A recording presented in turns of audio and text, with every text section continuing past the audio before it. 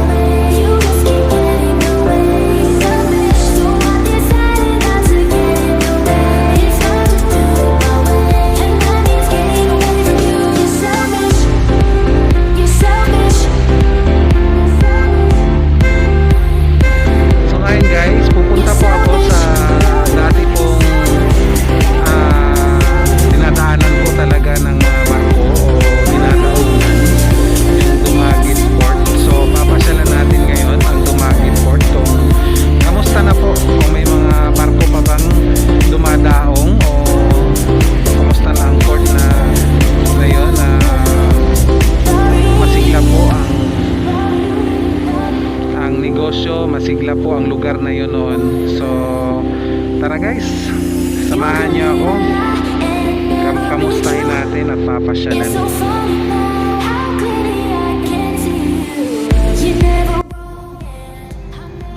So yan guys, kung nakikita ninyo, yan po yung bangka na sasakyan po papunta sa kabilang bayan. So may balak po rin akong pumunta doon sa may Batan Aklan po. So makakasakay naman yan ng motor, and yung biyahe niya is abuti ng 15 to 20 minutes lang po. So ito yung shortcut po na dadaanan para hindi ka na po umikot kung mag land trip ka po. So kung land trip siguro abutin siya ng mahigit 1 oras, pero ito po yung alternative na madali mo puntahan ang bayang Batan and New Washington, and makakasakay naman ng iyong motor. So yan guys, balak ko din po na pumunta doon sa kabilang bayan para rin po pakita rin sa inyo ang kanilang bayan ng Batan. So ang bayan na yan is rich in seafoods po, kasi maraming yan din sila ng dagat.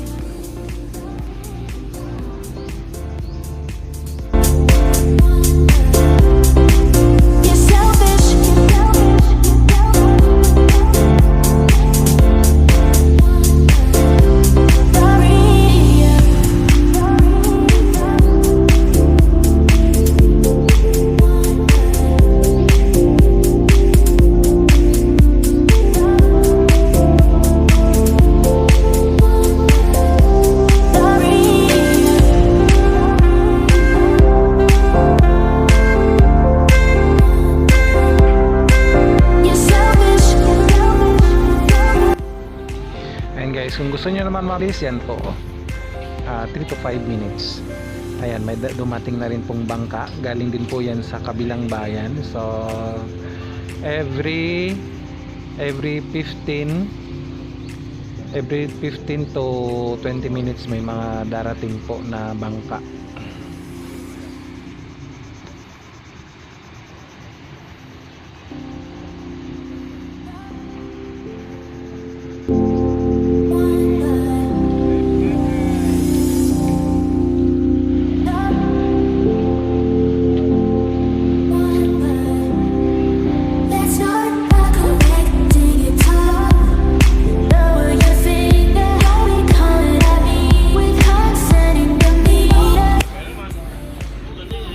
Tsaka yung laman guys ng bangkang ito ay limited lang din. So rin siya, nag-observe din sila ng social distancing, kaya hindi rin po pwedeng puno ang isang bangka. may social distancing pa rin po.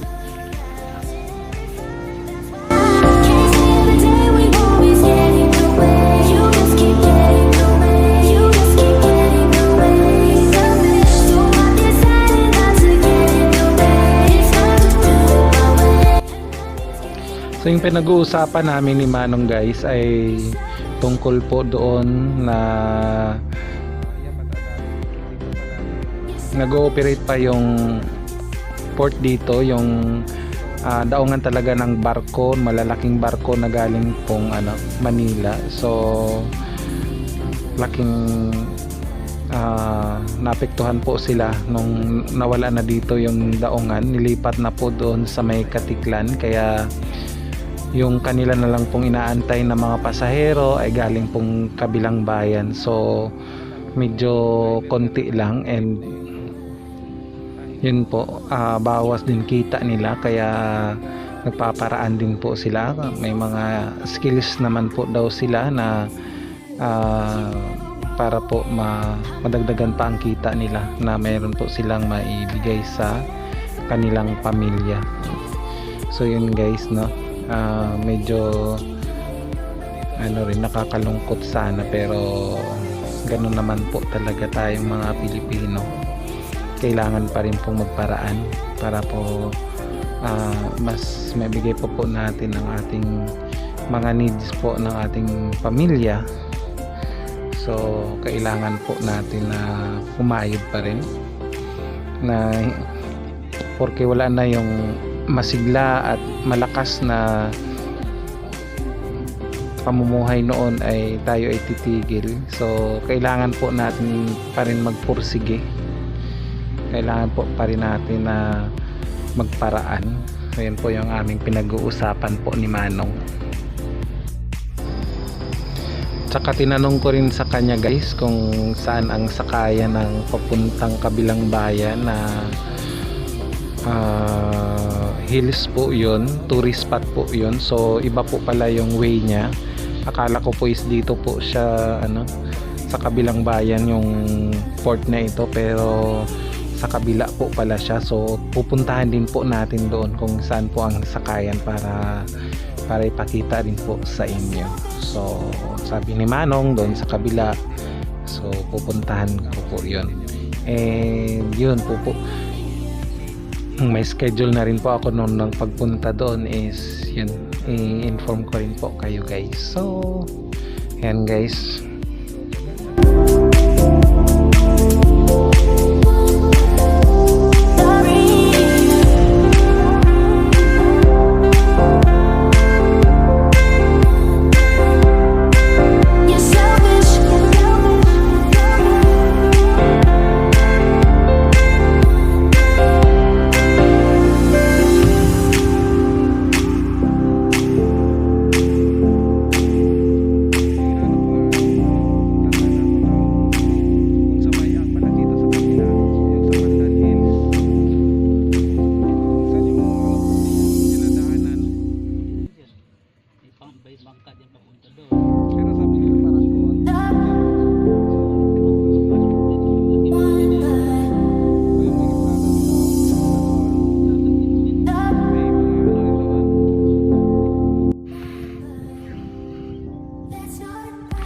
So andito na po ako guys sa Dumaguete Port, and hindi po tayo kanina nakapasok gawa wala namang operation,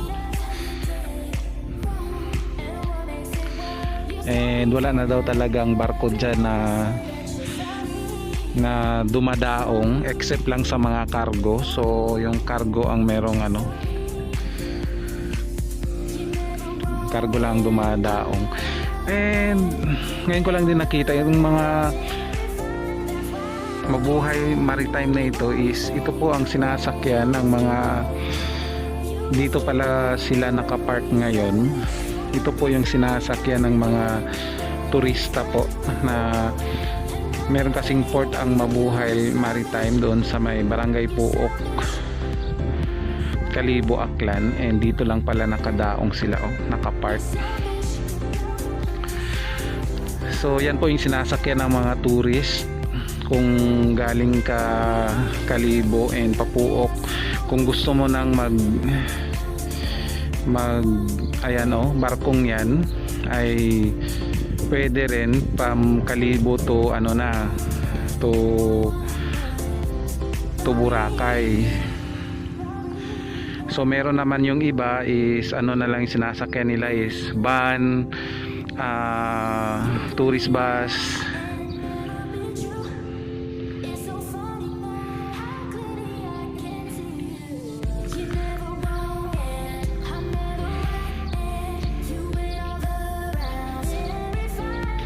And dito naman po kasi meron ding parang tourist spot po doon sa sa kabilang island, yung Pandan Hills. So may balak po akong pumunta doon, kaya tiningnan ko lang muna kung saan po sasakay. So sabi nila is dito pong portion.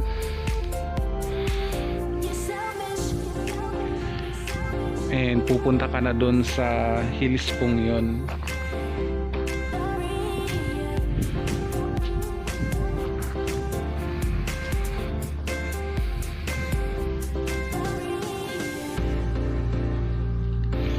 Itatanong ko nga po kung anong bangka yung ginagamit, kasi ito pang ito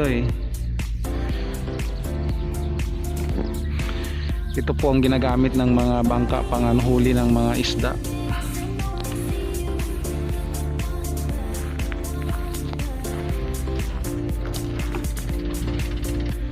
Karay ko noga.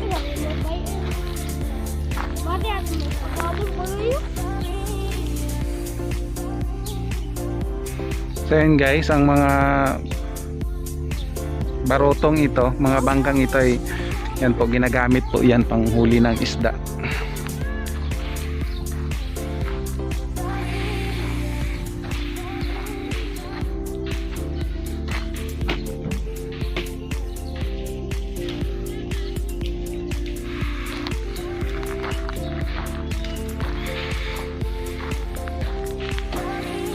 So schedule din siguro guys yung pagpunta doon sa kabilang siguro kanina daw may umalis. So ang may-ari pala guys ng Mabuhay Maritimes na yan is ang Philippine Airline. So meron na silang sariling port dito sa Aklan, doon nga yung sa may malapit din sa Kalibo International Airport.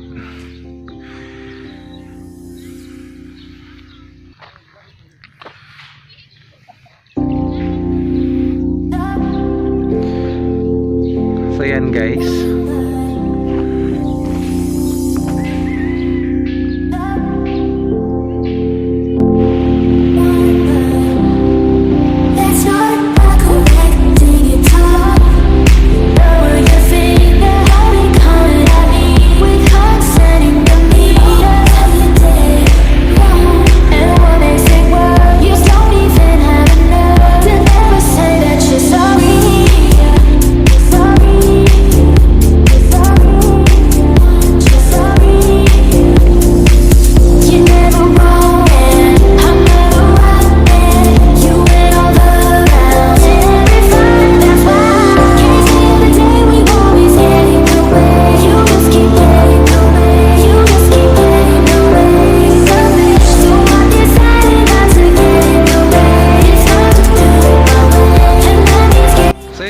maraming salamat po sa inyo. Salamat po sa pagsama po guys.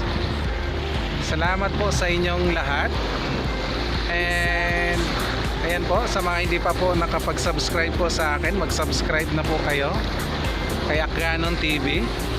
And i-click nyo na po ang notification bell para sa mga future uploads natin ay ma-notify po kayo. Lakas ng alon .